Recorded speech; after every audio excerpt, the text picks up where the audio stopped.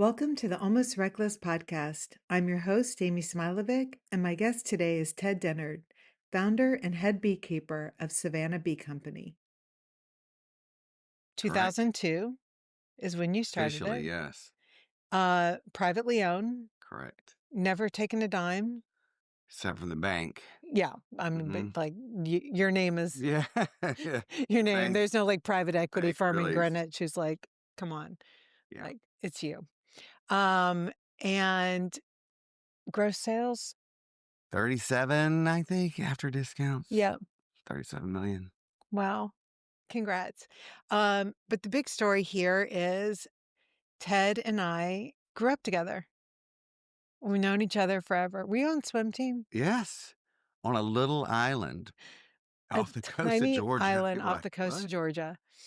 And so that's where we grew up. The island is 12 miles long, but I think when we grew up there, like you really only lived within 7 miles. Yeah, nobody was, on the north end. Yeah.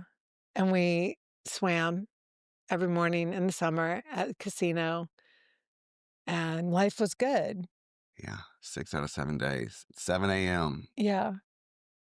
I fucking hated getting up that I do early. too. Why did we have to do it at 7 a.m.? And why on Saturday? I know. I mean, the chlorine. And the thing that people don't know about growing up is cartoons were only on Saturday. You had one shot Exactly. to watch cartoons, and I had to go swim, and then I had to do art class, and then tennis. Like, No, man. Yeah, we just swam, I think. Baseball. we didn't get cartoon time, though. I mean, you didn't go back and, like, watch it on... No, It wasn't, like, there's no way. videotaped. You didn't... anything like that. But that's not what we're here to talk about.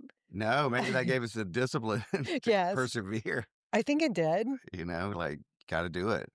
I mean, like my kids played hockey growing up. I remember when they were getting up at 5 a.m. to go skate on the ice. I'm like, I want to hire hockey players in my future. Like, Right. they can get up and plow through something difficult, So, and you have 2 kids. I do. 17 and 18. Boys, girls? Boys. Like us. All right. So what we're going to talk about today is a little bit about how to push through and do big things, but do big things on your terms. So on the train in this morning, because I train in every morning, I was thinking about our conversation today and how much I know about you, and I was thinking how many parallels you and I have. But I'm here in New York, right? And you are in Savannah, Georgia. You took your business an hour north of where we grew up.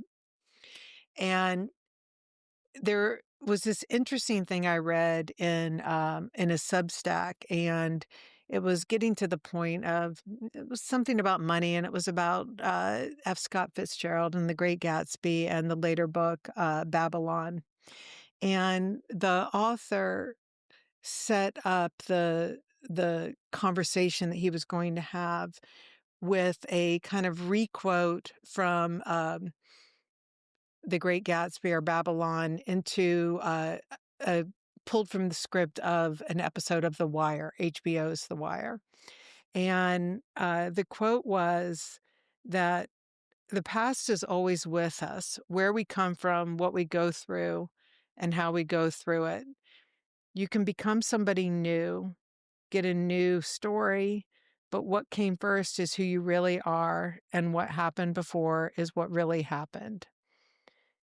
And I always think about that when you get the chance to do your own thing, form your own company, decide what is going to constitute success for you. All of that is informed by your past. And earlier we were talking about, how do you measure success as a business owner? And what would you say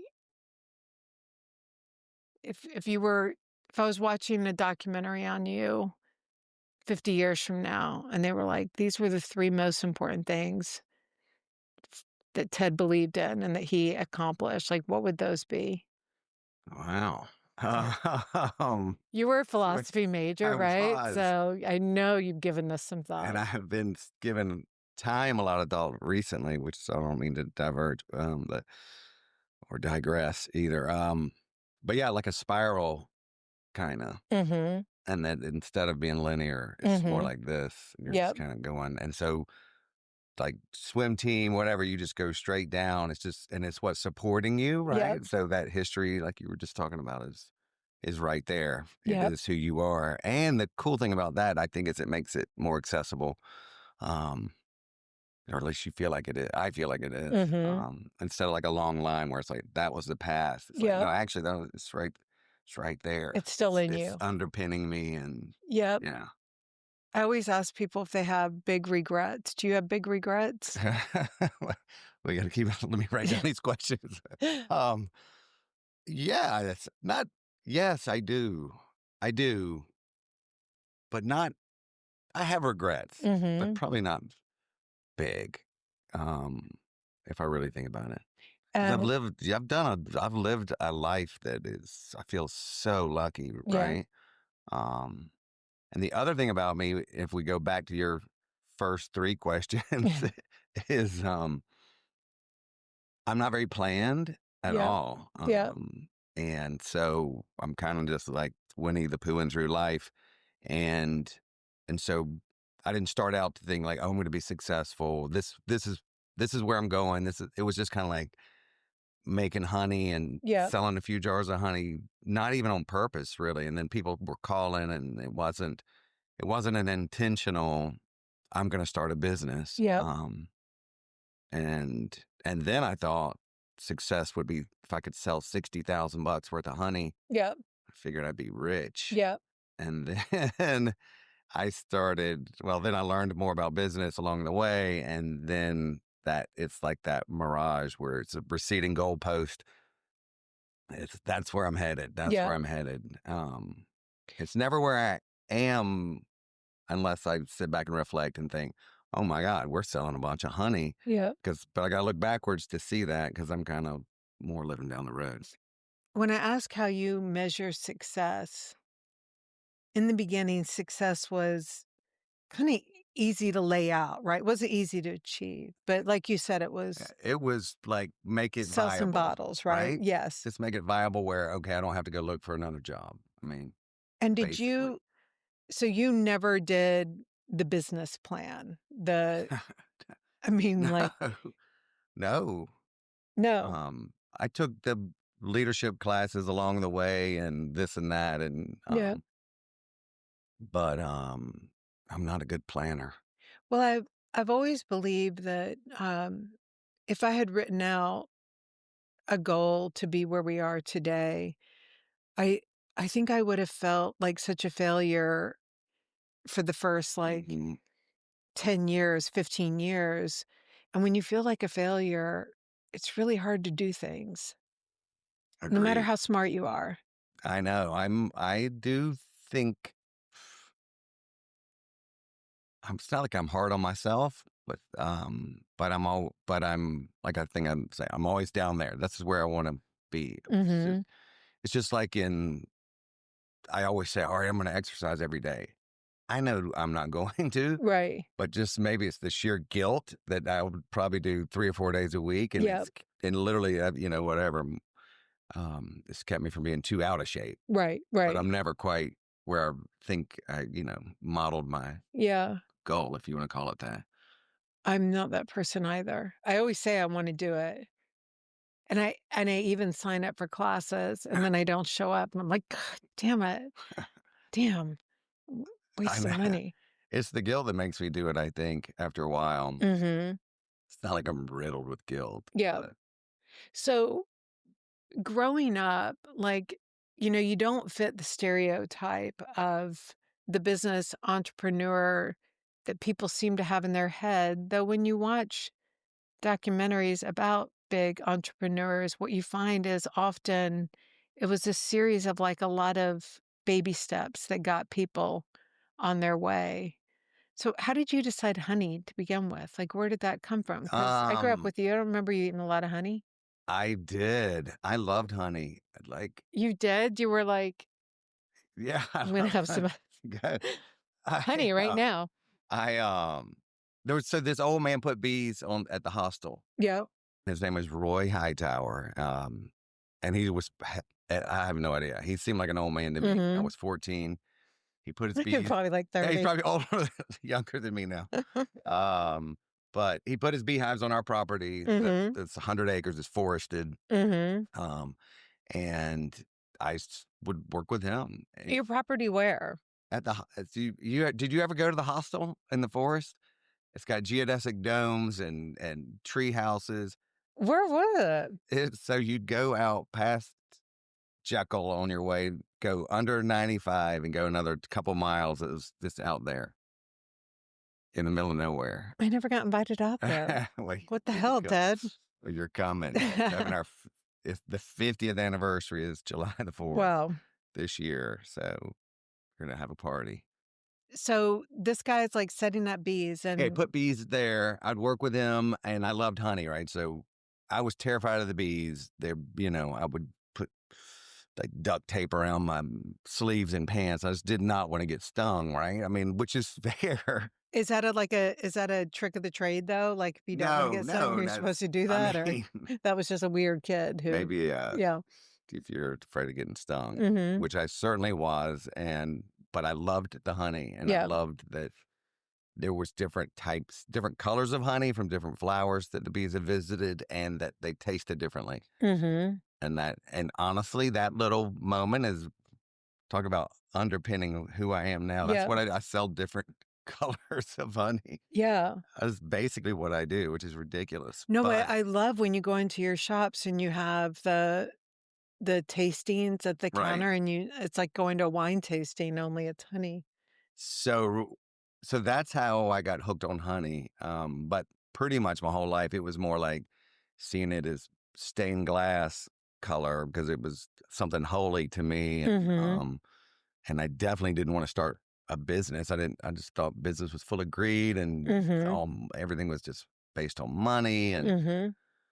I was a little hippie beach kid, Mhm. on the swim You team. were. Totally. And Totally. I studied philosophy and religion at Swanee. I Mhm. joined the Peace Corps, and then they were like, "You know how to do bees?" I was like, "Yeah," and I thought I did. I really didn't.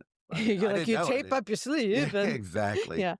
And so that's what I went to the Peace Corps for 2 years and taught beekeeping and worked for Wow. beekeepers, and so I did that again. Never wanted to do it as a business. Never wanted to sell honey. And just yeah, again, I And mistake. where were you in the Peace Corps? Jamaica. Okay. Yeah, was cool because I had had a reggae radio show in college for 4 years, and so when they were like, "You're going to Jamaica," I was like, "Yes, yes!" Oh So my God. excited, That's um, and and it was super cool for wait, sure. so okay, Sorry. you were Mr. Pink Floyd in high school because I Yeah. totally remember that. My One of my closest friends was dating you, and we had to like listen to Another Brick in the Wall and shit, like all that. It's just like Ted, Ted. Um, but and then you're in college and you've got a reggae music show, and then you're joining the Peace Corps, and honey's in the spiral. Right. It's always there, right? So what happens after the Peace Corps? And how did you get to Have a Savannah? fallback. That Peanut Mhm. was living there. Peanuts his brother, Yeah. not the food. No, Brother. no, no. Yeah. He actually was still in Hong Kong, but had been living there. Uh-huh. So I was really passing through. And when I got to Savannah, I just, and we'd been traveling all over Asia Yeah. and I had traveled a lot. And I was like, this is home. Like, and Yep. I wondered how I would ever pick where I wanted to live forever. And it picked me It kind was of, a feeling. it really was. I was like, oh Yeah. my God, I can live here forever. And it just was such a relief in Mhm. so many ways because it's like, oh, wow, that's what this feels like. Okay, Mhm. cool. And I still feel that way. I love Savannah. I think I think Savannah's special in that, when you I think it's really great if you can grow up in a place and then you actually can move an hour north, but you can transform yourself into something. Like, a lot of people feel like to get away from, just to get away from their hometown and really kind of become your own person, it requires Right. like a long plane ride. But Right. Savannah, just 1 hour north, it can feel One, we different, you didn't know? go there Right. when we were growing up. Yeah, you didn't just I drive an hour. You really didn't. Yeah. And two, I had been on that long plane ride for uh, whatever, Mhm. 15 years Enough basically. to Meaning I came to Georgia to visit my parents, but Mhm. otherwise I was somewhere else, just Yeah. always. So you moved to Savannah. When did the bees come in? Well, I had always had beehives just for Mhm. fun, and honey, and so I had beehives there. Was Mhm. working a bunch of jobs trying to make the bank payment. Mhm. Feels like I'm still there, Yeah. and um, Welcome to business. and Right. uh, and wondering what am I going to do? What am I going to do? Wishing I'd had a career. That same feeling of being at home in Savannah. I wish I had a feeling of this is what I'm going to be like. Yeah. That how comforting would that have been to be? I To know I'm know. going to do this forever. I didn't have any idea. And But you're 32 at this 31, yeah. 32, Mhm. and then I really Jennifer is the Mhm. one that put some honey in her furniture store. I was like, why would you put honey in your store like that? Doesn't even make any sense. Yeah. Um, and I didn't sell it to her, but I sold it to another store. Uh-huh. And then another store owner called me saying, I saw your honey in that store. And that's how Yeah. it started, was just word of mouth, people calling. What did the first jar look like? Like, how did you even know what it was First gonna go jar into? was the very beginning. First jar was a mason jar, just like every other beekeeper. And Uh-huh. I had hand painted this label. It was Savannah Bee Company, and I'd go to Kinko's and color copy it, Yep. and literally would just like tape it onto the jar. Yep. So that was the very first, and then I learned that you can get these full sheet labels and go get Yeah. color copies, cut them out, and then put them Tape 'em on. onto the Yeah, jar. yeah, so I was Yeah. up in my game. And where are you, I mean, I know what it was like being at Yeah, Kinko's, and I'm making all my presentations and cutting out my right? models and all that, but where are you, like, pouring honey into jars and putting That's them in in the boxes? Like kitchen, yeah, like, in the kitchen. This is at the same time I was discovering Tupelo honey, and that is a honey made on that tree that yeah, only grows in the rivers kinda near Savannah to Florida, and and it was so good and, like, mind-blowing to me, yeah, and I'd had, 15, 20 years of, beekeeping and honey love, yeah, and I was like, "Oh my god, this is the so stuff." good. So along Wait, those is Tupelo honey what I'm eating right that's now? Oh, acacia, mm, which is also super good. so good.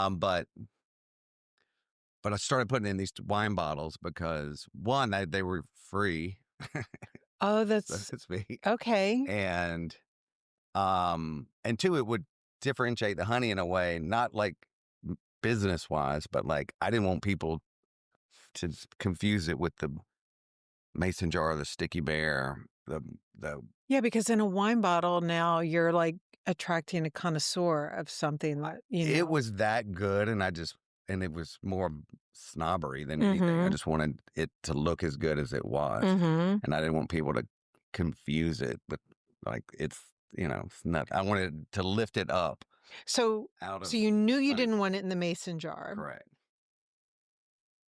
Pragmatically speaking, you were like, "Okay, this wine bottle could work."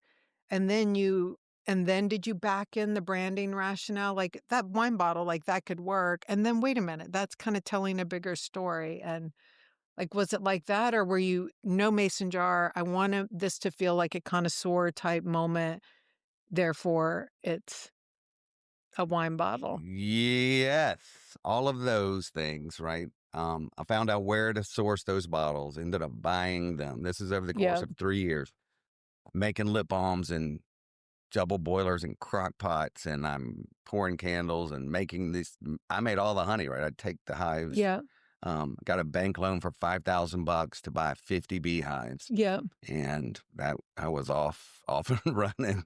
And when you had the 50 beehives, where did you put them? Was that down by Brunswick still, They or were no, I would take them from Savannah to the so it depends on the time of the year. So in April, yeah, I'd take them to the Tupelo rivers, call it that, but there's all those rivers and creeks, the Altamaha, yeah, Ogeechee, and then I would take them down near Brunswick to make honeycomb mhm. on the holly and palmetto, and then I would take them to the mountains to make So they're sourwood like these honey. workers that you would like Yeah, moving. yeah. Well, that's what you do. That's so cool. That's so cool. Yeah. So you're basically following the blooming plant that you want them to make honey from. And it's all going to be different depending on that. So that was what I was doing That's so at the same cool. time thinking, "Oh my god." And I was a connoisseur of honey, right? So I knew I put it in these hexagonal jars because people weren't doing that, and I Mhm. had the tall bottle, and I did set out to be just to sort of show people like this is you don't know anything about honey. Let me teach you Yeah. about honey. It is way better than you could ever think it is. And it was sort of my very one of the first kind of goals of the company was to lift honey out of this, sticky plastic bear Yeah. and kind of elevate it and kind of romance it and honor it in the way that it should. I mean, Mhm. the bees visit 2 million flowers to make 1 pound of honey. So I mean, it's this Wow. incredible effort that's, going forth to create this one little jar. And so anyway, I could wax on forever about it, but No, I totally love these stories. So you've got honey now, and it's in these wine bottles.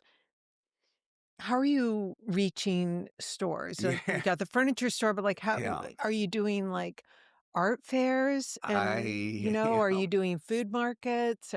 I would go set up at, the local health food store with a little stand where Yeah. I would do some kind of And sorry, fest. to go back, But it was because it's not really business at this point. I'm still just doing it as a yeah. side job. And then What's your main job?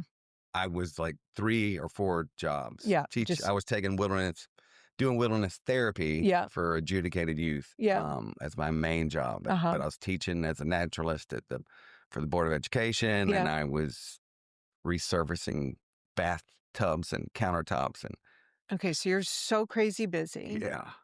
but you're taking your passion for what you love, you're combining it with education. Like, I find, that is a super skill, right? Is just you're teaching students, but you're also teaching the customer how to appreciate something new. How are you walking in and meeting these store owners when you're asking them? Because obviously you're not just walking in with a card table and saying, "Excuse me, I'm just setting That's up yeah. shop." Like, how did you do that? Um, who helped me was, Libby Spears. Did you know We Libby? were talking about. Well, I didn't know her, Well, but was she at St. Simon's? she lived in California and Mm-hmm. but like, "You should come out here." Mm-hmm. And had set up a couple of store appointments, Uh-huh. the Cheese Shop of Beverly Hills, And but it was Jones on places where 3rd, she shopped. I guess, Yeah. and so, anyway, I got an appointment set up, and then I also came to New York, and somebody had set up some appointments here, Yeah. um, so I just went and visited, and they were like, "Sure, we'll carry it," and so that's how it started the first 3 years, and then when I officially started in 2002 in January, I went to the Atlanta Gift Mart. So Yeah. that was sort of the real beginning. So 1999, 2000, 2001 was just this beginning. I don't know what Yeah. this, the founding part, few years where I was getting all the labeling, the logo, the bottles, Yeah. everything sort of situated. It's interesting because I get a lot of questions from young entrepreneurs, people who want to do things, and the thing that you hear the most often is it is so much harder today than it was back then. And I just think that what I think confuses people today is they think that, like, all the modern achievements should be put into work so that no one has to do what you and I did when we started out. And I think, okay, sure, you don't no one needs to go back to Kinko's with a copier Right. machine again. Like, Right. you don't need to do that.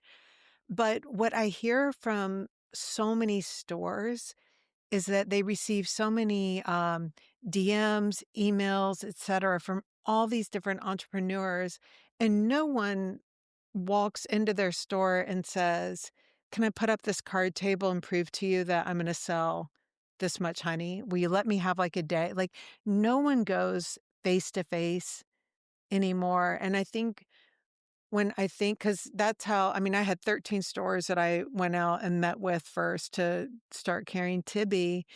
And if I could do things over again, I don't know that there's a better way to actually start your business than doing it out of your kitchen and putting things. It's not like Shark Tank where, like, right away they're like, "You need a bottler." And it's like, well, okay, but, Yeah, you know, exactly. maybe maybe if I start off with a bottler, yet you're not gonna know your customer. You're not gonna really know what bottles work. You're not gonna know how to ship. I listen, I think that had I been more business minded, things would have been different. And maybe I would have been a bigger company now, Mhm. but it would be different. It would be different. And would And it this is and do you kind of the imagine that it way would that be I the needed it's to do it. yeah. Um, yeah, that's 'Cause I think about that a lot, like, when I started, I was the only really US brand that was producing in Asia because I was living in Hong Kong at the time. Um, I could have probably been a $4 billion, like, right. I could have been the next Andrew Rosen, and if you know Andrew Rosen, no one wants to literally be the next Andrew Rosen, but that's what I could have been, but I would never pine away at that at night because I don't ever wanna be that, and so I'm glad that it was this hard. But when you're living it, it's hard to kind of appreciate that. It's that stop It and is. reflect. I know, man. Oh man, it always seems easier. Talking about mirages, it always you think you look at other people and other businesses, and you think, wow, they took on all this funding, or they like, oh my god, they're so lucky. Yep. They have help that's helping them grow. They have Yes. all this stuff, but then I've seen those same companies spiral down and out, and Yeah. no more. I was just sitting there with exhibiting just this year with Seth from Honest Tea, and he's got a whole new tea company because Yep. Honest Tea's no more. Yep. And you know, I I think that's where his heart and passion is, and um, so I Yeah. think so. Now that when I look back, I'm like, well, I'm glad, right? This is how I had to do it, and yeah, I'm not going to be some $1 billion company, Right. um, but this is the way I had to go. Yeah. Um, so And I don't regret it. But there were times when I did. I looked and thought that, wow, they have it so easy, or this is so hard for me. And because I'd say you don't. I didn't know. It's like, yep. man, I don't know. I don't know what to do next. I Yep. don't know what's the next product. The next, where do you go? Where do you find that Yep. buyer? How do you make it once they buy it? How do you make it successful? And where do you think that fine line is, though? Because I think that the beauty is so much in the not knowing. That is usually where people go on divergent paths that ultimately create their unique voice. Well, I would say 100%. Um, Had I known anything about business, had anybody, all the people that did know about business, I can tell you, none of them went and started a honey company Right. because there's no money in it. Right. And like, are you joking? It's honey. I Yep. just didn't know enough. I didn't know better Yep. I'm like, this is what I'm doing. Yep. Um, and so really had I known more, I would never have done it. Mhm. And then And that would have sucked, right? well, it would, yeah. No, I feel so, so lucky that I Yeah. just stuck it out Yep. and, and there's so many wins and like the successes and you're like, yes, and it just Yep. keeps you going. Yep. And, uh, And it's, so many of those wins and then the lows, they can also happen within 3 hours. yeah, Like, that's what I know. that's what Yes. you never have, like, the big win, and then you, like, take the vacation, and for, like, a month, you reflect back on how, like, Oh, yeah, like that was so great, yeah, yeah. Oh, like yeah, I love yeah, usually it's like and something great happens, and then 1 hour later, like, our CFO comes in and lays a big turd on my desk, and I'm like, "Get the fuck out of my Yes, I office," know. you know? It's constant. Um, it's constant. I was just surfing the kids and I were on spring break last week, and the waves were not so big in the beginning, and then they got to be giant. Yeah. And the last day I was paddling out, and I was like, I got a great ride, and then going back out through all the surf, I was just about to like maybe literally die. I was like, Uh-huh. oh my god, I don't like I don't like big waves. I want I I don't want wanna be like here. medium. So I want to know. So I think in business, I've not really made this analogy before, but I want it to be doable, attainable, not like life threatening, and Yeah. and it's not. I'm not going for the glory of the giant 100-foot wave or something. Yeah. Just want to have. I want to have fun. I want it to be Mhm. enough. I do want it to be challenging. Yeah.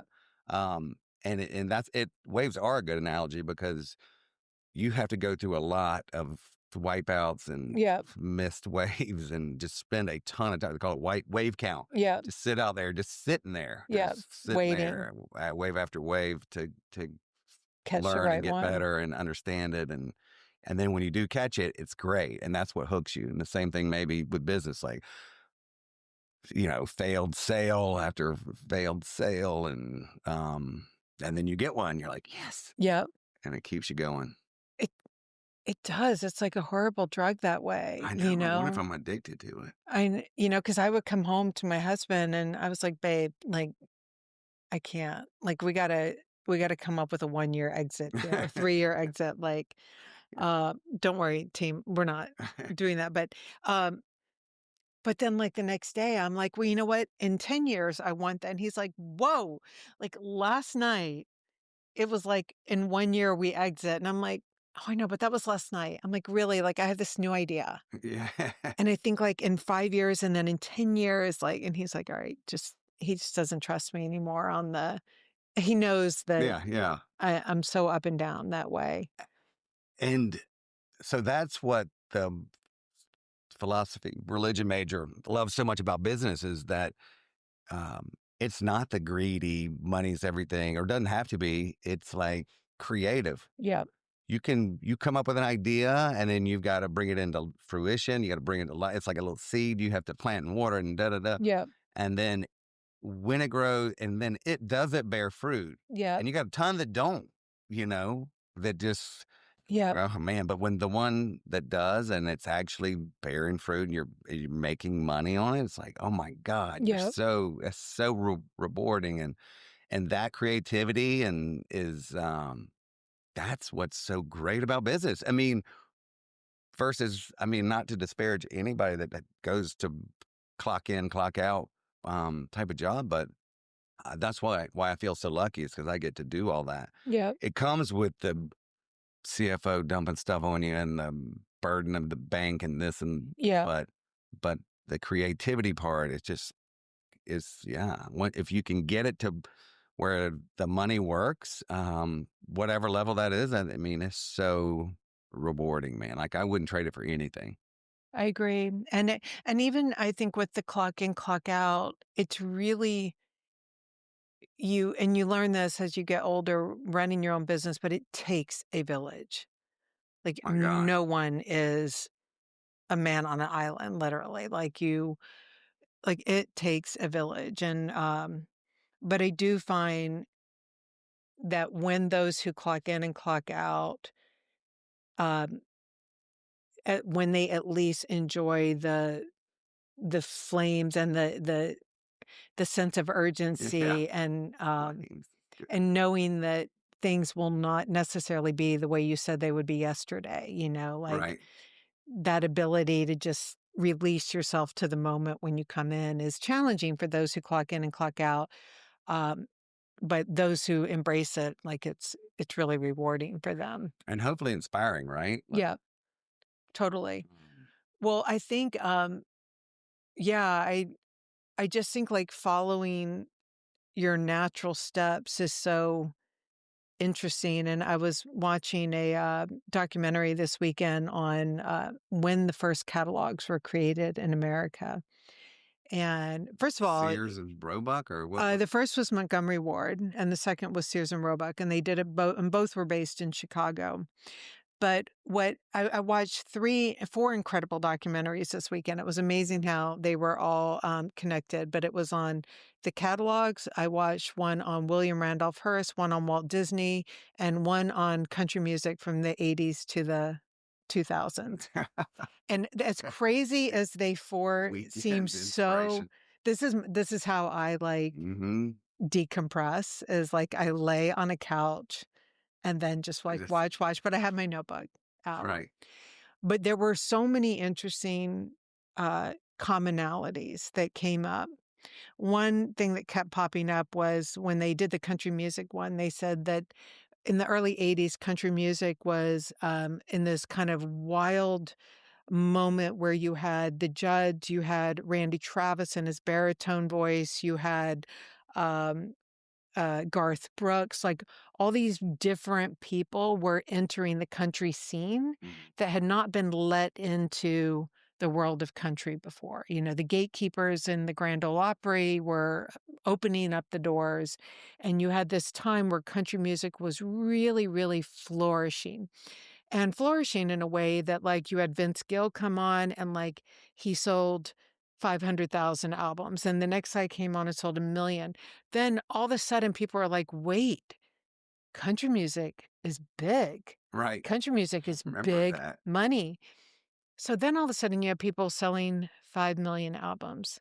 Well, then what happened is by the late '90s, the record labels were like, "Well, we're not gonna sign a guy that's not gonna sell between 1,000,000 and 5,000,000." So all of a sudden, like, the new gatekeepers set in, new challenges were set, and then an algorithm was forced on everyone. If you didn't sound like Garth Brooks, if you didn't sound like those who came in when it was free-spirited time, then they didn't want you anymore, and then that's when everything got flattened and everything started to sound alike. And, so that happened in country music, but it happened, like, when you watch Disney's trajectory, and then, like, I jump around, but these dots connect, I Right. swear, but, No, like, they do. when I was watching the thing on Montgomery Ward, what kept coming up was that they were allowed to be free thinkers because they were not constrained by the confines of an industry, because the industry did not exist yet. Mhm. Now, I don't think it was completely that, because if it was, there would have been a million different Montgomery wards popping up because no one had constraints and they should have all been theoretically coming up with something. But we know that people's circumstances and everything create something unique. What I loved in the Montgomery Ward story was when they finally opened brick and mortar stores, and I think this was around the '30s, they were trying to find ways to get people into their stores, and they had been, offering, coloring books at the holiday time to kids, and they found that buying these coloring books and giving them away to get people in the store was too expensive. So they had one of their copywriters write their own Christmas book to get people into the store, and it was Rudolph the Red-Nosed Reindeer. Really? And I love it that this was a direct mail order company that became a brick and mortar that essentially ended up writing one of the most classic I had no stories of idea. all time, right? And of course, and now when, like, knowing business, I'm like, of course they wrote Rudolph the Red-Nosed Reindeer. Like, people assume that that linear thing is so, like, you would write stories, you would, Yeah, like, yeah. that's the way it goes. But maybe you open a catalog company that becomes a brick and mortar that writes a classic that, Well, that's the most enduring part of all of that. yes, you don't know where things are going to come from.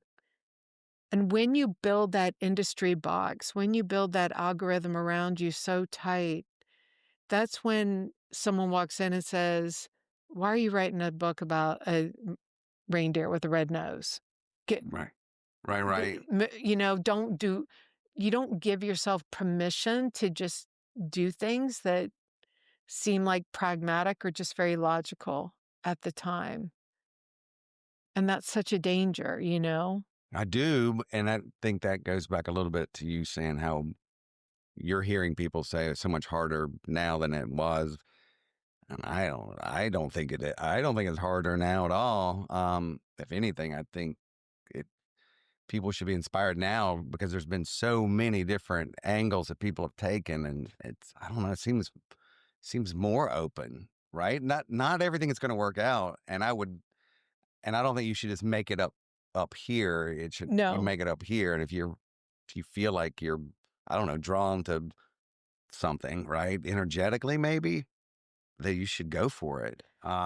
Uh, And then the way that you go for it, right, is you don't. I think there's a balance in between like going what's in the box, yeah. right, trying to do it that way, but bringing that fresh energy, life, newness, your Yeah. own individual perspective, bring that to it, and then that would be a good marriage. Well, that's why it's so,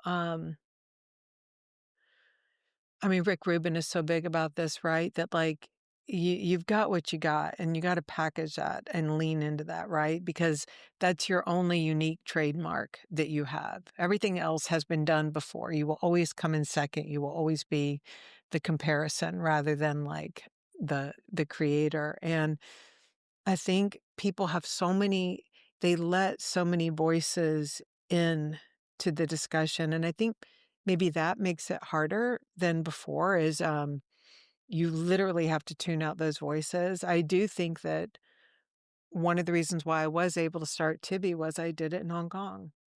Right. Maybe they were telling me, no, you need to do it this way, but they were speaking Cantonese. I have no idea what they were saying. I was just like, thank you. That is a good idea. I will do that. Um, but you've gotta really listen to yourself, but you said what did you say, like, if I could just sell 60 bottles, right? And then 60,000 bucks worth of 60,000. honey, I would be Yeah, rich, right? That was my first goalpost. yeah, but you put the goalpost in.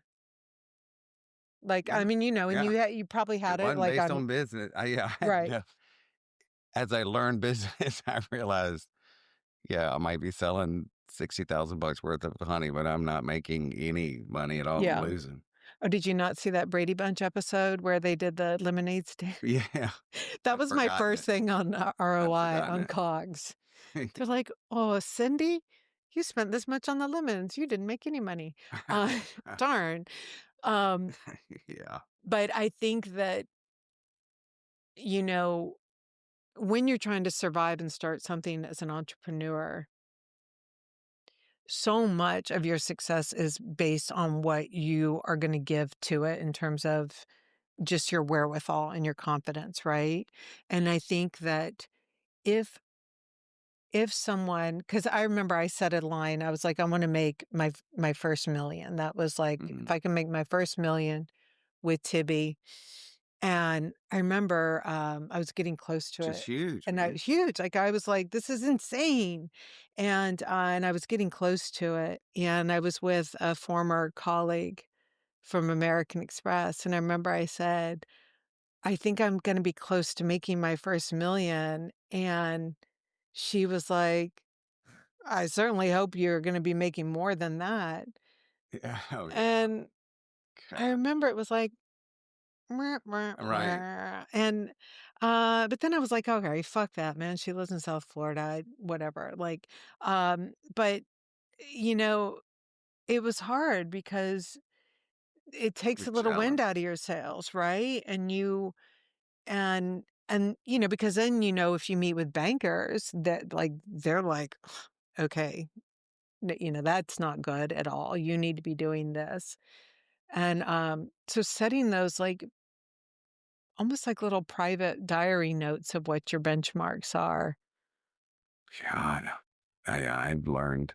I definitely having not worked for anybody Mhm. before, and then basically then going into business.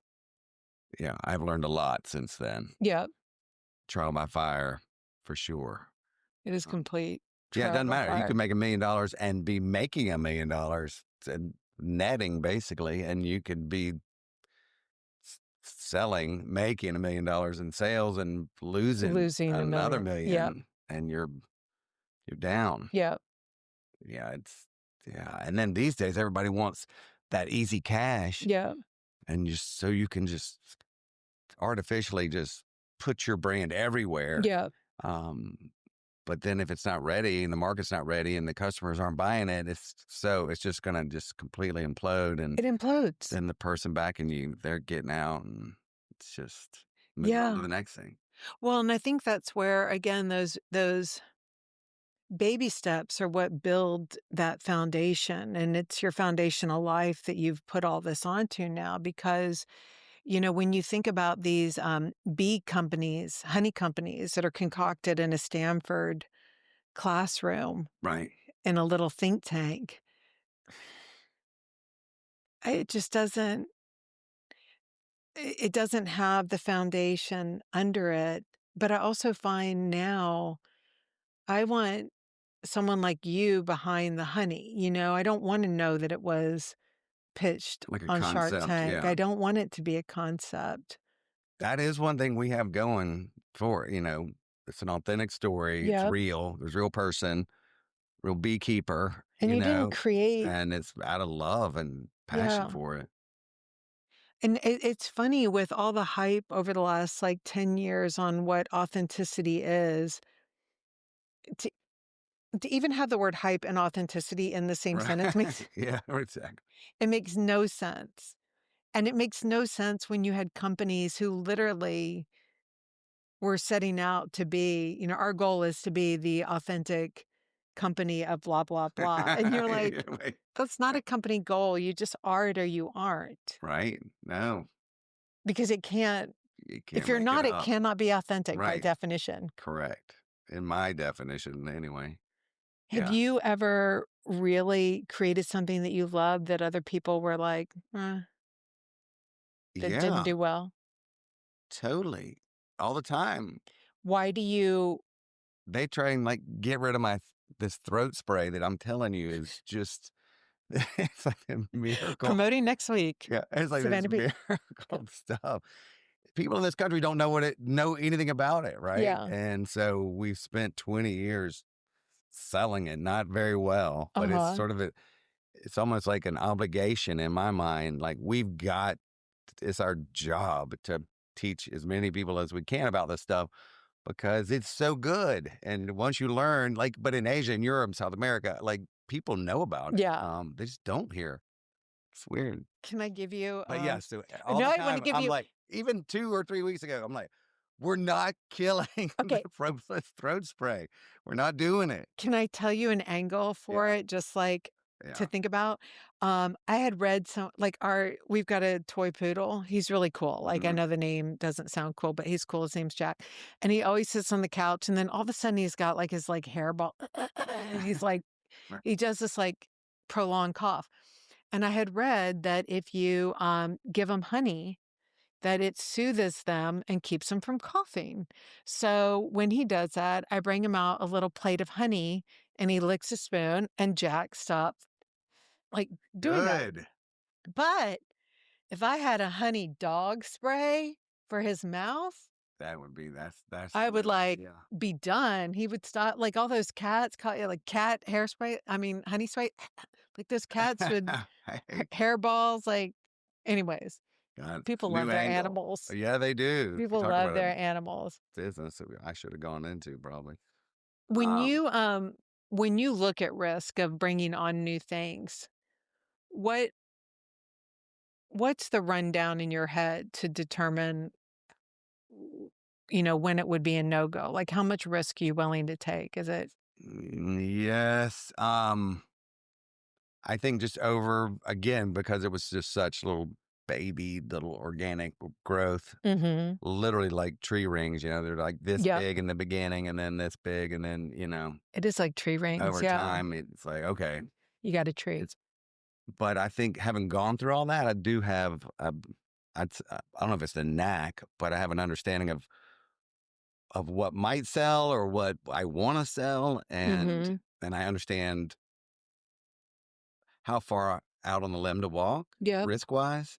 And Mhm. I'm willing to take some risk more than Mhm. most people, I think. Mhm. Um, but I'm also not, I don't, but I'm not going to just break the company on some great idea. Right. Um, Yeah, I wouldn't. do you know what I mean? There's a point at which, yeah, you don't risk death. Yeah, You might get out there on the on the wave yeah, and pretty far out yeah. there. Yeah, I think that Good answer. where a lot of people, um, get misled with tropes with industry and everything is that to be, a risk taker, you've gotta, like, be willing to throw it all out on the line and just gamble everything, right? And, I don't believe it's not right for me, like, It's not it's right for not me how I either. live, and I don't live my life in those extremes, but I still take risks? I think that, yeah, in 50 years, if somebody's looking back, they could be like, oh, they went out and they Yeah, went, and I definitely have gone for it, yeah, but it was intentional, I think, in a way that's not as flippant and just go for broke yeah, on this one thing, yeah, you know. yeah, I think that would really cause me to not sleep And at night. I'm also diversified, and it was not necessarily by, you know, design that I Mhm. need to be diversified. It's just like we have retail stores of our own and we Yeah, wholesale to other stores all over and we sell online and we sell honey and we sell honey lotions and throat yeah. sprays. Um, Now but for you know what cats and I dogs. mean? But we sell, Yeah, but, so I'm diversified in a way that I could go for it in one category but I have these others to help support, yeah, so I might lose here. Like we've had to shut down a couple retail stores that just were bleeding money. yeah, Had that been my only thing, you could look back and say, yeah, you went for it and lost, yeah. um, but thank God it wasn't. Yeah, that diversification is key. I mean, we have absolutely had sometimes my husband and I were like, "Man, what if everything was firing on cylinders at Yeah. once?" Like, 'cause the minute like, "Oh, Europe's on fire," in a good way, and then you're like, "Oh, man," JPA's tanking or like, I'm like, "Can everyone just do well at once?" Yeah. Can wholesale D2C and our own retail, like, do well at once? And how you own your own warehouse, We do. and your employees are your own employees? Yes. Yep. Us We do. too, and that's a rarity. I know, and people bring there's questions about it for sure. And if we had something that was just like a robot could do it, then it might make sense to let somebody else do that because that's what they do. Mhm. Fulfillment being the key. Yep. Like they're better at warehousing. They're better at packing in a box. Yeah. But with what we sell, it's the way you pack it in the box. Yeah. Um, and then hopefully when a customer opens that, they feel it. Yep. There's certain something that's tangible in there that they know it was not just thrown in an Yep. Amazon distribution center. Yeah, I think that where I find a lot of entrepreneurs get hurt is that they convince themselves early on that they've got to outsource something right away. And, I was packing up my first Tibby clothes in our living room in St. Simons. I would fly in from Hong Kong. Mom would be like, "I saved us money. I went to Winn-Dixie and I got the boxes and I pulled out the lettuce It's like and it's not going to get on the clothes." And, um, it's like me. but you know what goes into it and you know how hard it is. Then you also know how easy it is. Right. So you don't Yeah, get yeah. fooled either way, right? And you don't get fooled that it's so hard that you're willing to sign on with a gigantic distributor in New Jersey. But you also don't get fooled when they're like, "Oh, we can only ship out this much." I'm like, "No, no, Sandra, come on, like you guys, you got this, you Yeah. got this."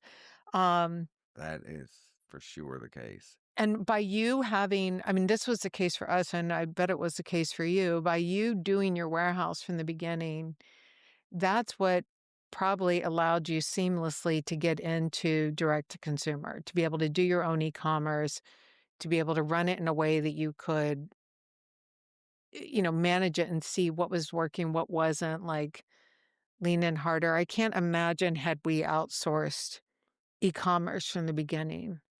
You know, of all the things that we do, I am me personally, the least hands on with that aspect of it. Mhm. Um, but we've had a website since 1999. Yeah. This girl across the hall was a SCAD student at the art school, Oh my god, I didn't and she's even like, know there were websites in you need to do a 99. website," and I was like, and so she did it, and so I've had a website since the get go. Wow. Um, but have not personally been hands-on doing Yeah. it behind that. Yeah. I needed help with that.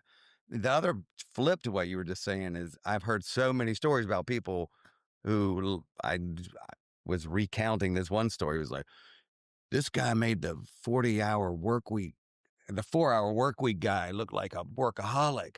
He never wanted to, everything was outsourced. We were doing 100 million with 6 employees, and he just wanted to go surfing and this and that. And I'm envious in some ways of that, but it's not It's my like business. It can't do that. Like yeah. it's just not, either it's not me or it's not our business but I am a little bit jealous when I hear those stories like, oh my God, I'm that would be easy. yeah, I think that that envy is,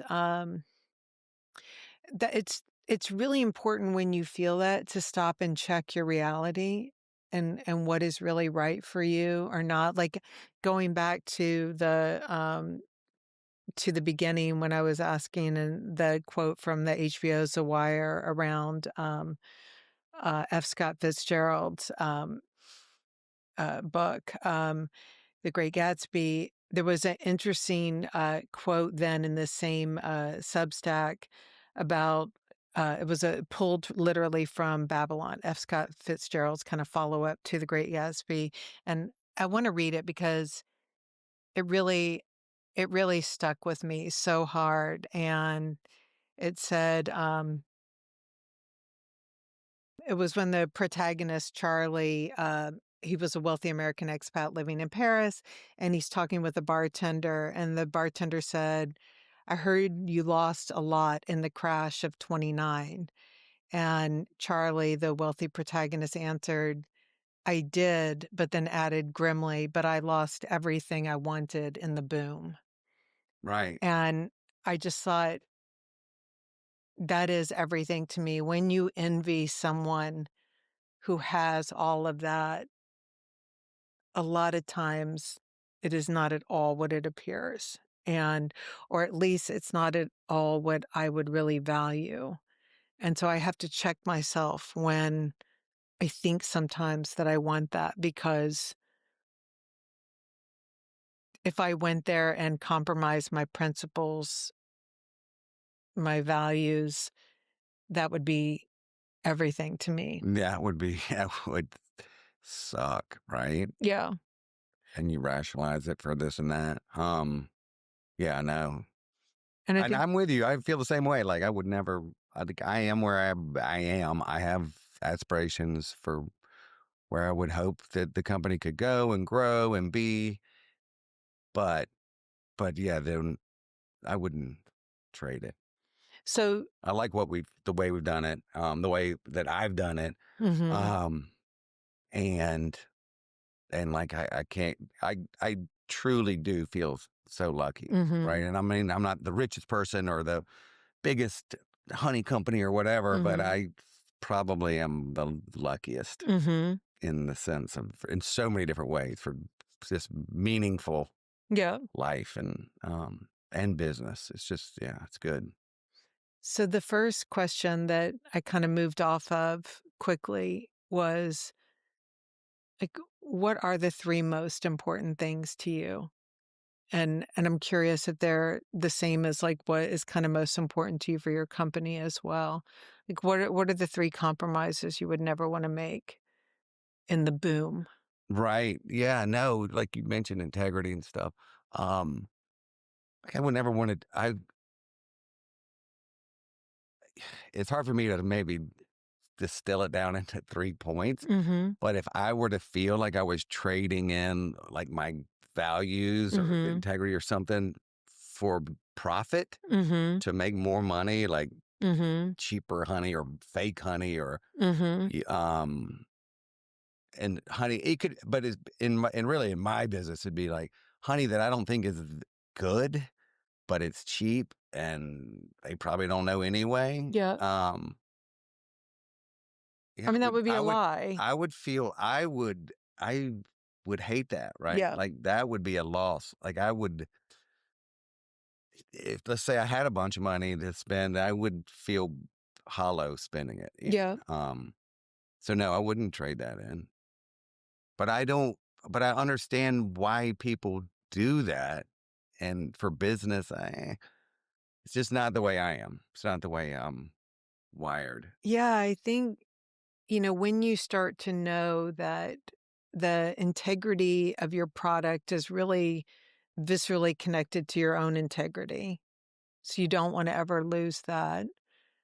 I think, for us, one of the things that we realized was that having people around us that shared our own mindset was really critical. And when people came in who did not share our same values, or appreciate our same way of thinking, doesn't mean you think the same things, Right. but that you go at things in the same way, with energy, with curiosity, with an open mind, when people weren't like that, but they were experts. Yeah. We've got fooled so many times by the experts, and we really keep those people at bay now. No, man. But it's like you want that outside opinion. We had forever up until recently, we had no experience in our company. We're just making it all up. Our everybody. None of us had ever been in business before. This is our leadership executive team, and now we do have some people, um, and it's good. I mean, it's refreshing. These are good people that are coming at it from the right angle and for the right reasons, and so But none of that feels bad. But but it's funny how the concept of expert can be so abused. Like Jenny, who is one of our oldest time employees now. I think Jenny's been with us for like 21 years now. She started with us really early wow, on. She's in Brunswick. And like maybe 7 or 8 years ago, she wrote to me. She said, Amy, we really need to hire a logistics expert. And I said, why? And she said, well, because I'm bringing this stuff in from Italy, from China, from Brazil, and I'm holding it at these warehouses, but I really need an expert. So I typed up very quickly. I'm like, individual who's worked at, $60 million fashion company and, in all of these countries with different brokers and blah, blah, blah, blah, blah. And I sent it to her and I'm like, do we want someone like this? And she's like, fuck, yes, yes. And I was like, Jenny, this is your resume. right, Like, why are you underselling your experience? Like, actually, and I made it that this person had like 8 years experience and not 20. So like, it's funny how you can be doing things really well, yet somehow you look at this person with a resume or with Bain or, one of the big consulting, and all of a sudden you bestow upon them no, I'm totally all of with you this on that. expertise. I know. Well, I've always felt like the whole imposter syndrome thing. Like when I don't know anything about business. Like I know, but then like I've so, never met a yeah, strong business person that didn't feel like an imposter. And if they didn't feel like an imposter, probably weren't any good anyway. no, they were like full of shit. Right. I know. I had this old, he's like a grandfather to me, kind of. He's like, those who do, do, and those who can't teach, that old adage. And I used to like hate that. Like, Wait, and those who can't teach Jim or what was it? School of Rock, Jack Black. and, and I remember looking at him like, dude, you don't do anything. You don't do any of those. but, but yeah, it might fall into that category, right? The Yeah. people that can do it, they're probably out there doing it. Hmm. They are. I'm sure there's great people out there consulting and doing a good job, but I mean, I think that what's good is when you can get to a point in your business where you're very clear what you want to get from someone, but you're never going to give them everything. You're not going to let someone come in and tell you this is how it should be done. Like right. they could give perspective, but it doesn't mean that's the lens you're going to view things through. It's just a perspective. Yes, and we have had some retail um failures because of that too. Just giving somebody whatever your power, their power, however you want to Yep. phrase it, just gave them too much authority Yep. without enough checks, just too much trust, um, and then yeah, that we there's been a couple times we about went out of business for having done so, right? And I'm in the end, it's like you know what, we know better, I mean, we were more than twice the size we were in volume before COVID, and I am so not proud of the product and everything that we created back then to get the volume that we had. right? I have so, we really that's when we narrowed our company down to those 3 principles about Yeah, what are integrity. your three principles? Tell me. It's, believing in every single thing that we do. It is surrounding ourselves only by the best people, and it is enjoying what we do in a way that we are so passionate about it that the lines are constantly blurred between what is work and what isn't, but you're not angry about it, you know? Right. Like, when I was watching those documentaries, my head was spinning. I wasn't angry about the fact that I couldn't shut myself off because it was leading to thinking about product in different ways, but it's product that I love. And then it's creating that product with people who I deeply respect and want to be around. Yes. So we do have that in common. And so when those 3 things became solidified for us, we realized that hard numbers had to come off the table. We couldn't say, let's be 100 million in 2 years, because what if we had to do things to get to 100 million that would compromise those 3 things? We knew that they would compromise those 3 things because that would Right. require outside investment, full stop. Right. Yeah. And that would be bringing in people who don't share our mindset, Right. maybe people who don't love what we love. And then it's, yeah, then sort of like that's the beginning and the end at that point, I think. It's the beginning of the end, and for us, that it made those decisions. Every decision we make in the company now, like, why are we doing a podcast? Well, because we get to bring on people that we really admire, and then our customers get to listen to the people that we get to admire, and then they know what our mindset is, and then our consumers start to share our mindset, and then those consumers go to stores, and they find store owners that share their mindset, and we only work with stores that share our mindset. That's And if a store doesn't share our mindset, we will not work with them because it's hell on earth. God, I know. We sell honey to everybody. You know, it's not a big sale, generally speaking. It was in that case. But we so 2019, there was like the second time we had a quasi serious like entertainment of somebody coming in Mhm. and partnering and helping to grow the company. Yeah. Again, looking at outside expertise, money, capital, experience, all that to help us do what we just didn't seem to be able to do.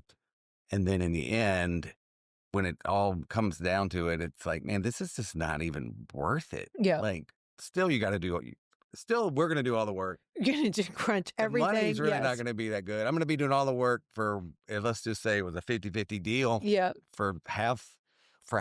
Like, no. And then I'm like, man, what a waste of my time. Like, I'm never selling the company Yeah. and the company's going to grow. And we're gonna have fun. I'm gonna grow with people that I want to grow it with, Yeah. like fun people, Yeah. good people. Yeah. And then literally that day, so it was precipitated by one that the idea, like, oh my God, we're not selling. This is not worth it. And then I had my like best friend in the company who was across the hall. She's like, I want to go start a little business on the island. And I Mhm. know if I don't leave now, I'm never going to leave. And so, I'm leaving. I was like, damn it, you're leaving me. And then, And you just said leaving me yeah, because that's how it feels when it's wild I, how. And then I'm like, I'm gonna be stuck with that person. Yeah. So then I was like, all right, this is it. We're growing the company. We don't need this. There was a person that was Yeah. working for me that was not a nice person. Mhm. And she was always backstabbing everybody. And Yeah. I kept telling her, like, you're, you think she's good, ma'am. She's trying to get you fired. I'm like, she's not good. And one person can do so much Oh, damage. no. Well, that's why I'm said, come to my office. Yeah. It's like, look, it's just not working out. Yeah. Like, because I didn't want to work with her. Yeah. And I knew that we didn't have to work with her. Yeah. Um, And for somebody that had that type of or lack of Yeah. maybe integrity and not that I swear she probably we could have been a bigger business, but it's not the business that I wanted to be, and Yeah. not with the people that I wanted to be in it. So I may not I Yeah. didn't formulate it in the way you did, but it's the same kind of thing. Like Yeah. I want to have fun doing it with people that I want to be around. Yeah. But I do want to grow because that's fun. That's fun. Like I don't want to work a mediocre company. I want to work at a fun company that's growing and exciting. And to me, that growth is exciting. And it doesn't come necessarily every month or every year, but like we're talking about earlier, there's little wins here and successes here, and It's a that big gives me the difference when energy and feeling. your successes are your own, they feel so different. And when your failures are your own and you know why you failed, and so therefore you know how to at least start to correct them, Right. that feels so good. But when a failure is as a result of like someone else convincing you to do something that you knew you didn't want to do, that is the hardest failure to deal with. When you're, because you just, it's such a mind fuck, you're like, why did I let myself get convinced? And it's hard to, like, that's what you have to overcome. But I really enjoy figuring out a failure that is like, oh, we didn't convince people to use the throat spray. Maybe we're going to try it on Amy's dog, Jack, and it's Exactly. going to be the biggest fucking thing for pets ever. Um, Yeah. I know. I know. we It talked, also steals you to trust yourself better, right? Like, yes. you know what? I do need to rely on me. It puts responsibility back on you. Yeah. Like, all right, I've got to, I know what's best. Unfortunately, it's got to be me because it's a burden, right? To be the one that's got to make the right decision all the time, and It's a burden in that you know that. Oh, well, I don't wanna speak for you, but I know for me, like, when I have an idea, it's sometimes a little discombobulating for others in the office because 'cause I'll run out and I'm like, "This is the best idea ever." And then someone agrees or disagrees, and hopefully they poke at it and they force me to defend the idea stronger. That gives me, like, confidence that it's the right idea. Sometimes they poke at it and it's like a balloon and it completely right. disappears. I just go back in I've my got good office. people like that too. That poke. Yes, we got a And lot of different perspectives, and yes. and we've got the people that poke, and And it's I good. and I go around to the pokers usually individually, not to build individual consensus, but rather that once I've practiced my pitch enough, then I like call the whole team in. I'm like, guys, here's the idea. And then by the time they all as a group start poking, I've already thought about my answers and it's been churned through better in my head. But I'm better one on one. yeah. That's how I started every time. I never go by firing squad on an idea It's to hard, and it's hard for me to think in a big group setting anyway. yeah. Then I gotta at least I gotta leave that Yeah. and then think about it, digest it, and then I can come back. But I can't really do it in there. Yeah. Yeah, so I mean, sometimes we have these phenomenal ones, but it's usually because the wheel's been so heavily greased before we have the brainstorming Right. session, and then everyone's really ready to go. Um, do you consider yourself a Southerner? I definitely do. Mhm. I do. Yeah, I'm an oddball. Um, yes, I am. I love the South, Yeah. the crazy everything. But the language, the pace, the Mhm. serene beauty. It's not real majestic. I like the characters. Oh my God, I love the characters. Yeah. Some of the things I love are some of the things I hate. at the same time. Yeah. But, yes, if I had never left the South, I don't think I would appreciate it. Um, it Yes. took me leaving Yeah. to really appreciate it and the language and everything. Y'all, Mhm. embracing y'all. Mhm. Um, so yeah, I'm Southern. I love it, and I embrace it. I Yeah. think, and there's so much I like about it. But again, had to leave to come back and appreciate it. And I do think that more global view helps me. Yeah. So No, it gives it the global view gives so much perspective. I think the global view, I would imagine you found this as well, but I'm so grateful to have started Tibby in, Hong Kong because I never made assumptions that people understood what I was saying. And this happens with my husband too, being Czech. You don't assume that people understand you, and so you really do go at things in a few different ways just to make sure that you're clear on what it is that you're saying. And consistently, I find in my office that the biggest miscommunications happen with the people who are the most alike because they assume that they're on each other's wavelength. They assume that they can communicate without talking, and you can't. right. That's when you make big assumptions, but when we're sitting in an office and, my president is from China, my head of design is from Vietnam, and my head of production is from Puerto Rico, and my husband is from the Czech Republic, like, no one's making assumptions here. That's good. You're coming at things from really different I'm a terrible backgrounds. communicator, but I Really? work on it, and I think having had so many bad what I know knowing how badly I communicate, that makes me kind of overdo it. So now I'm better. I'm better at writing for sure. Okay, so I imagine if you're saying I'm a bad communicator, it's because of, like, people are Oh yeah, I you suck. Yeah. you're You suck. You're a terrible communicator. but that's really That's funny. serious. That's exactly what they say. I think the team over there would say the same thing about me. I can write out a story and everything and communicate it really well, but then other times I checked myself yesterday. My brand director sent me something and she was like, "This green top with this white pant." And man, I just started to write like, I hate green with white, duh, duh." And then I saw there was a little notation on the side and it said, Amy requested this specifically, and I was like, "Oh, wait." And then then I went back through some notes, and I'm like, "Maybe we should do this green pant with this white top." So, that's usually the kind of stuff where I'll, like, lay into someone, and they're like, "No, you This literally is your asked for idea. that. It's your idea." That's And funny. I'm like, "Okay, now you're all liars." So, um, are you an intuitive person? Would say yes. Mhm. When did you learn to really trust your gut? Ugh. I Or when did you know you had a good gut? that's a good question. I mean, again, I just sort of go at it.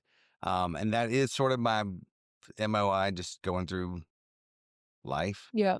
Um, MOO, MOI, Modus MOO. operandi? But MOO? anyway, Yeah. um, I like yeah, I just MOI. sort of go like, yeah, Yeah. people be like, oh my God, we need a plan. Yeah. And then they'll be like, but it always works out so great. And because I typically just read the wind. Let's just say Yeah. we're going on the boat. Like, I don't know where we're going. Yeah. I got to go I literally check Yeah. the wind and the waves and the current. And we might go this way, it might go that way, but it's going to be a good day Well, no you make matter sure it's what. not gonna sink. Yeah, we're not going to think, and it's going to end up being great, but I may not be able to plan it out first. So See, Matt, how many times I tell you that? that's an example. And almost always it's good, And and so that I do know that about me. As far as trusting my intuition in business, I really haven't much at all. Like I'm yeah. still working to be like, you know what? People be like, Ted, you always know. Just go with your gut because it's always been right. Mhm. Even when I didn't say anything Mhm. or demand it or, Yep. so I'm still working on that. Yeah, I think I've been trying to the fashion equivalent is people always ask, style, is it something you're born with it or can it be learned? I'm a huge believer that it's learned. Um, and the question I get from other people who want to be entrepreneurs is, are you born with a gut or is it something that can be developed? And I think that what I found is I think that I had something in me that let me kind of ride the waves when I was younger. It let me, I never had the plan, but I went from Athens to Atlanta, then from Atlanta to Florida for American Express, and then to New York. Like I just kind of rode it, and then from New York to Hong Kong, and so on. And but I think that when you stop and think about when you did feel something and what were the circumstances and how did it pan out, when you start to see consistently that it panned out, might not have panned out, like you said, as you intended, Right. but the outcome turned out to be like super great, which is like that is what you were hoping for, right? Right. Super great. Just Yeah, maybe super not great, man. exactly, you couldn't have like drawn the picture of how it was going to Correct. be. And once you really start to get proof of that, you really start to check, you start to feel much more confident. And I don't think confident means that you blindly follow your trust and expect your gut and expect everyone to do that. But you have the confidence to keep scratching at it and selling it into people when you really feel like it's the right thing. Because gut with lacking confidence is just someone who kind of stands around saying, that was my idea. Yeah. Damn it. That was my idea. Why didn't I do that? You know? Um, yes. Look, I think the company at this point, my company, it sort of just embodies my whole soul, um, love and passion for bees. And I feel like that exudes out. And that is just, I feel like part of the company. And hopefully it always will be, right? But I definitely need tons of help. We talked about we can't do it alone, man. There's Mm-hmm. been thousands of people that work for this big company Mm-hmm. that had I not had them do those things back then, we wouldn't be where we are now, Yeah. right? I mean, literally, we'd like to say it takes a hive, because it does. And with honeybees, they can't live by themselves. They gotta. It's the entity is the superorganism, so They need the queen. they need the queen. They need all the Yeah. workers who are doing different duties depending on how old they are, and it takes every one of them. Yeah. Wow. So to kind of end on this, I think, you were saying how life is not this linear line. And I think one of the things I think of a lot is how, from an artistic perspective, like life is about you're collecting these little dots on a canvas. And like a Seurat painting, when you step back, you kind of see the picture that those dots are forming. But when you're collecting them, it's really hard to see Yeah, you're right when there. they're up close. It's hard to see the big picture that's coming together. And um and that's what I love about a Seurat painting is you feel like he could still keep putting the dots there and it would keep telling a different story. And the dark dots are important because maybe you do need gray skies in the painting. And I'm just so to leave on this, but what has been your most influence? Where does your biggest influence come from? Like, does it come from growing up? For me, it's my family growing up on St. Simon's. Where's your biggest influence? Family for sure. My dad was always like, "Do what you love. Do anything for money," which was bad idea. I thought for a long time until it ended up Yeah. coming to fruition. Whatever the bee company did work, and it did was something I was passionate about and loved. Um, How you were know, our dads not best friends? I don't think I they don't know each know. other, but like my dad was always seeking someone like your dad as a friend on St. Simon's. I bet they do know each other Mhm. then. But it's He was always he was he was an attorney, but he was well traveled. He's open, so he traveled to every country in Europe. That's why he opened the youth hostel as Mhm. just for fun. Yeah. He writes books. He led hiking trips around the world. I mean, he's interesting, great role model for sure. Yeah. But there was a time when I'm like, yeah, he was an attorney. He could afford to do all this other Right. stuff. Right. Um, Right. but I think that, yeah, maybe it's family. And I felt like I was lucky growing up and Mhm. that privilege to grow up on the beach. Yeah. Not that we had a bunch of money, it's just Yeah. at all. Um, That's the funny thing, right? it I mean, was, because our house was 20,000, the land was 10, 30,000 yeah, all in, but damn, we had a good life. I felt so lucky and and that gave me the confidence. I felt like, I felt like I got a good education at Swanee. I traveled around the world and I just felt like, wow, I knew something. Yeah. And I felt confident in all settings. Like I could talk to the president and I could talk to the dishwasher at Cracker Barrel if there is Yeah. one. You know what I mean? Like I get along with everybody. Yeah. And I and where that ease, I'm not sure where all that came from, but that I feel like has just given me the ability to do what I do and have done what I've done. Which take this little beehive and turn it into a business. And then I have to weave in inspiration and education, just to fill it out. Right. So Yeah. it's not hollow. Yeah. Again, I feel super lucky. That is perfect to end on. Thank you, Thank Ted. you.